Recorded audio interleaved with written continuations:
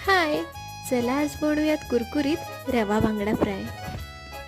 इथे मी बांगडा स्वच्छ धुवून घेऊन त्यावर हळद, मीठ, अर्ध्या लिंबाचा रस आणि आलं लसूण पेस्ट लावून बांगडा मॅरिनेट करून घेतला।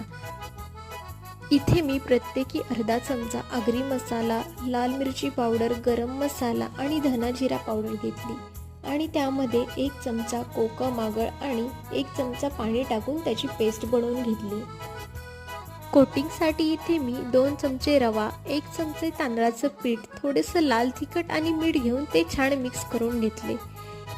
त्यानंतर तयार केलेली पेस्ट आणि कोटिंग बांगड्याला दोन्ही बाजूनी लावून घेतले।